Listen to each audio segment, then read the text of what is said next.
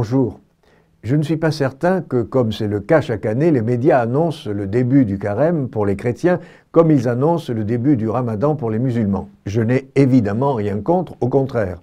Je pose seulement une question, pourquoi y aurait-il deux poids, deux mesures ?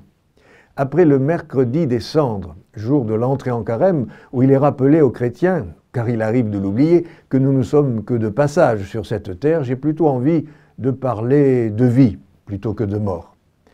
Si vous ne redevenez pas comme des petits-enfants, vous n'entrerez pas dans le royaume des cieux, dit le Christ.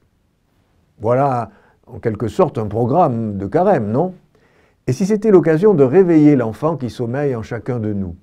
J'avoue être parfois plein d'admiration lorsque je vois la facilité avec laquelle certains enfants parviennent à évoluer au milieu des multiples influences qu'ils ont à subir, tour à tour ou simultanément, la famille, l'école, la mode, la publicité, et j'en passe.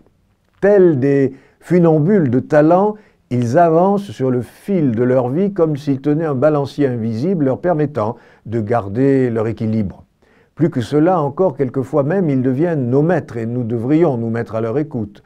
Rien d'étonnant à ce que le Christ les donne en exemple. Si vous ne redevenez pas comme des petits-enfants, vous n'entrerez pas dans le royaume des cieux, dit-il.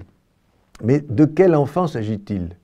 De celui dont nous avons encore quelques souvenirs au fond du cœur. Celui qui regarde les êtres et les choses toujours comme si c'était la première fois. Celui qui sait qu'il ne peut se suffire à lui-même, qu'il a besoin des autres et de Dieu. Celui qui est avide de connaître, de savoir et de comprendre, celui qui aime sans désir de posséder, qui espère toujours et surtout qui pardonne, car seuls les enfants sont capables de pardonner comme Dieu pardonne. Oui, cet enfant-là est notre maître. Alors, en ce début de carême, regardez vos enfants. Il y a en eux quelque chose qui parle de Dieu. À bientôt.